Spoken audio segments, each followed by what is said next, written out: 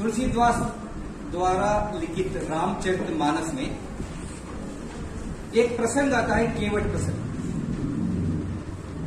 जिसमें वनवास प्राप्त राम जब अपने अयोध्या नगरी से निकलता है तब वो किससे मिलता है, किस प्रकार की स्थिति है और वो कहां कहां जाता है और उनको किस प्रकार का आशीर्वाद प्राप्त होता है, और राम सुख और दुख में जिस प्रकार मर्यादा पुरुषोत्तम की उपाधि को सार्थक करते हुए जब वो निकलता है और तब गंगा नदी साकेत नगर से निकलकर यानी अयोध्या नगरी से निकलकर गंगा नदी को जब पार करता है तब एक व्यक्ति उसको पार कराता है। वो पार कराने वाला व्यक्ति का नाम है केवट। उस केवट निम्न कुल का होता है और राम क्षत्रिय कुल का है, और उन दोनों के बीच में जिस प्रकार बातचीत चलती है, जिस प्रकार की कल्पना है राम राज्य की कल्पना, उस राम राज्य में सब समान हैं और ये सब समान जिस प्रकार सब को सबका अधिकार मिलना चाहिए, इसके बारे में जानकारी इस केवट प्रसंग में दिया गया। सिर्फ यहाँ केवट का प्रसंग नहीं है, केवट और राम इन दोनों के बीच में बातचीत नहीं है। बातचीत के साथ और राम के व्यवहार और केवट किस प्रकार उसके साथ व्यवहार करता है और राम और सीता दोनों मिलकर किस प्रकार एक दूसरे के मन को समझते हैं और समझने के बाद किस प्रकार केवट को कुछ उपकार करना चाहता है, मगर वो साधु बन चुका है क्योंकि राजगद्दी में बैठने वाला वो महाराज नहीं है या युवराज नहीं है या अयोध्या नगरी का महाराज नहीं है।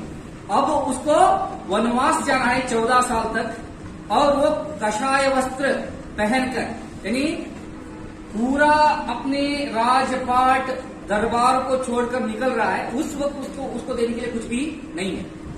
साथ में लक्ष्मण है, सीता है और तीनों अयोध्या नगरी से निकलते हैं और अयोध्या नगरी से निकलकर केवट के नाव में बैठकर वो पार कराता है। पार कराने के बाद राम कुछ देना चाहता है, मगर राम के दर्शन को ही सब कुछ मानकर केवट उससे कुछ नहीं मांगता।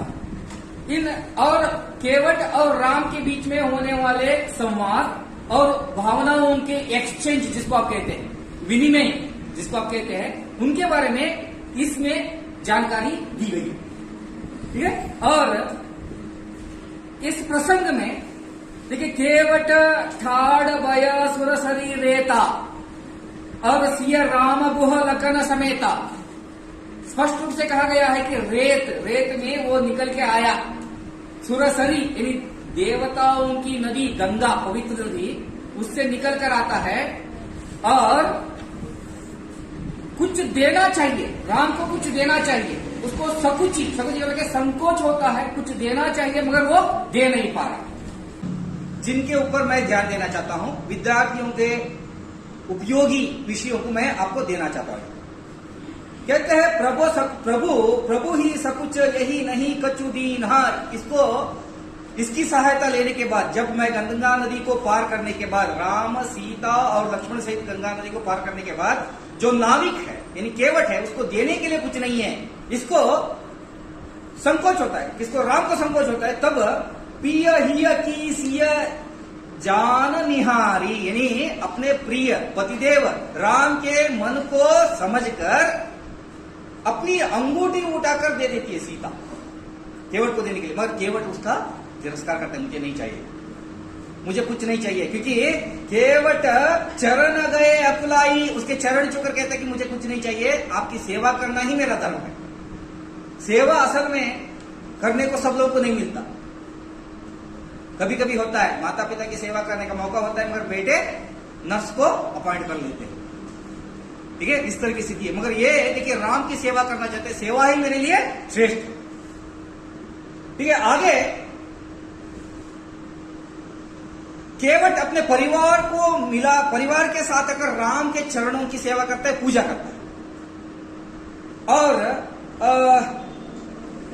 केवट अब उसके परिवार के साथ कुशल उभय कुशलोपरि उभय कुशल बोलते हैं दोनों की परिवार किस प्रकार है, यानी ये बातचीत किस प्रकार चल रही है, इसके बारे में जानकारी देते हैं।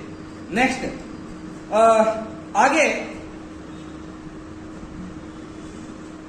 गंगा नदी की पूजा चलती है इस प्रसंग में। गंगा नदी को किस प्रकार पूजा जाता है, क्योंकि जब वो अयोध्या नगरी से निकलते हैं तो गंगा नदी की पूजा करते हैं। राम गंगा नदी की पूजा करते हैं, उसका मंगलगान किया जाता है, और तब गणेश शिव भगवान दोनों आकर वहां खड़े हो जाते हैं और गंगा नदी की पूजा करके वहां से वो निकलते हैं। निकलने के बाद राम प्रयागराज, यानी वो तीर्थों में अत्यंत श्रेष्ठ तीर्थ प्रयागराज की पूजा करना चाहते हैं और प्रयागराज की पूजा करते हैं। प्रयागराज की पूजा करते करते उनको वहां ऋषि मुनि मिल जाते हैं, उसका नाम है भारद्वाज। वो भारद्वाज ऋषि मुनि के साथ उनकी बातचीत होती है।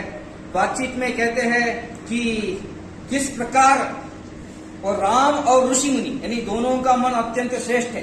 दोनों कोई भी शंका या ऐसे विचार न रखते हुए, ईगो जिसको आप कह सकते हैं, अहंकार न रखते हुए दोनों बड़े बड़े लोग मिल जाते हैं। तो किस प्रकार उन दोनों के बीच में अत्यंत श्रेष्ठ पुरुष यानी ये महान पुरुष जो मिल जाते हैं, तो किस प्रकार उनके बीच में बातचीत होती है उसका वर्णन यहां कहा गया है। कहते हैं तब प्रभु भारद्वाज पही आए, भारद्वाज ऋषि मुनि को वहां आए, पधारे।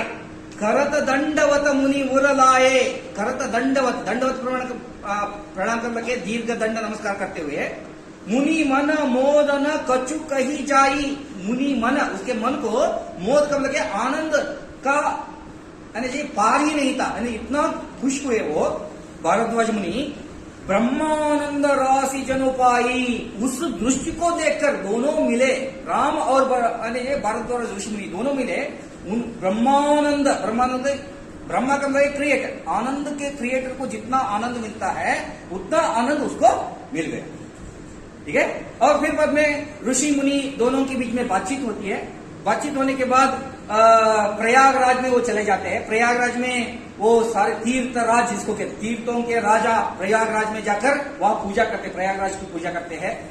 और उससे पहले गंगा नदी से वो आशीर्वाद प्राप्त कर लेते हैं। वापस आकर यानी जो वनवास पूर्ण करके वापस आकर इसी गंगा नदी को हम नमस्कार करें, पूजा करें, इस प्रकार का आशीर्वाद मिलता है। और गंगा नदी कहती है कि ठीक है, तुम्हारे लिए इस लोक में नाम होगा और तुम्हारे जैसे व्यक्ति इस दुनिया में कोई दूसरा नहीं है, तू यशस्वी होगा हर एक कार्य में, ऐसे गंगा नदी आशीर्वाद देती। फिर बाद में दोनों ऋषि मुनि और राम दोनों मिलकर बातचीत करते हैं, आशीर्वाद देते हैं, अपने विचार विनिमय करते हैं। फिर बाद में प्रयागराज की पूजा चलती है। इस प्रकार के विचारों को इस तुलसी के पद यानी केवट प्रसंग में वर्णित किया गया है।